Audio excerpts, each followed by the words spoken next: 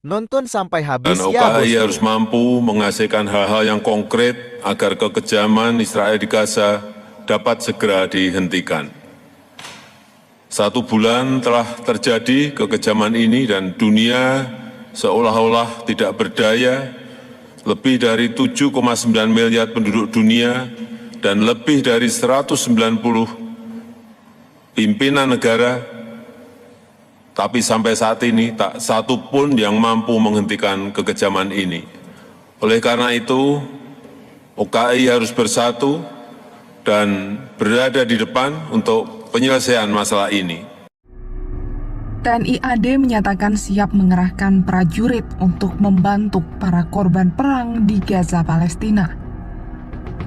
Hal itu disampaikan Kepala Dinas Penerangan Angkatan Darat Brigjen TNI Christumei Sianturi usai pelepasan bantuan kemanusiaan ke Palestina di Mabes TNI Angkatan Darat Jakarta 8 November 2023. Yang pertama, gencatan senjata harus dapat segera dilakukan. Tanpa gencatan senjata, situasi tak akan membaik, dan Israel telah menggunakan narasi self-defense dan terus melakukan pembunuhan rakyat sipil. Ini tak lain sebuah kolektif punishment, dan kita semua harus mencari jalan agar Israel segera melakukan gencatan senjata. Yang kedua, bantuan kemanusiaan harus dipercepat dan diperluas jangkauannya. OKI harus mengusulkan mekanisme bantuan yang lebih predictable dan sustainable. Indonesia juga telah mengirim bantuan kemanusiaan dan ke depan akan menambahkan lagi.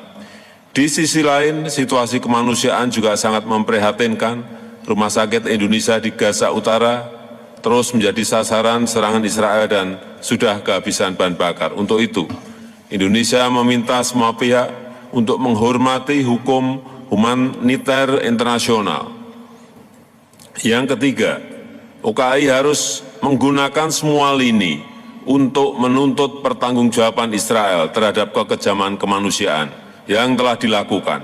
Misalnya, mendesak diberikannya akses pada Independent International Commission of Inquiry of the Occupied Palestinian Territory yang dibentuk Dewan HAM PBB untuk melaksanakan mandatnya.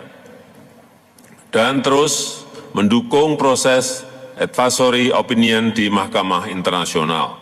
Yang keempat, OKI harus mendesak agar perundingan damai dimulai kembali segera demi terwujudnya two-state solution dan menolak pemikiran one-state solution karena pasti Palestina yang dikorbankan. Dan jika memang mekanisme kuartet sudah tidak dapat diandalkan, maka OKI harus mendorong proses negosiasi damai dengan format baru, dan Indonesia siap berkontribusi dalam negosiasi damai tersebut. Sebagai penutup, sekali lagi, OKI harus bersatu, harus berada di garis depan menggunakan semua cara damai, semua pengaruh, semua upaya diplomasi untuk membela keadilan dan kemanusiaan bagi Palestina. TNI AD sejauh ini juga sudah mengirim bantuan logistik yang jumlahnya mencapai 50 truk. Bantuan tersebut seperti makanan dan minuman, kebutuhan sandang, alat-alat sanitasi, hingga perlengkapan musim dingin untuk rakyat Palestina di Gaza. Selain itu, TNI AD juga mengirim donasi sebesar 10 miliar rupiah bagi para korban perang di jalur Gaza.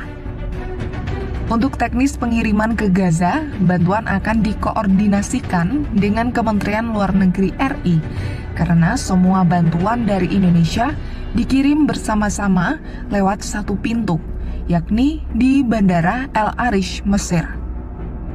Dari El Arish, bantuan-bantuan dari Indonesia diserahkan ke Bulan Sabit Merah Mesir dan diantar ke perbatasan di Rafah, Gaza, untuk diserahkan ke Badan PBB untuk pengungsi Palestina. Kepala Staf Angkatan Darat Jenderal TNI Agus Subianto memastikan bantuan-bantuan yang dikirim tidak akan kedaluarsa saat nantinya sampai tujuan. TNI AD juga masih akan mengirimkan bantuan lainnya yang akan dikirimkan secara bertahap ke Palestina.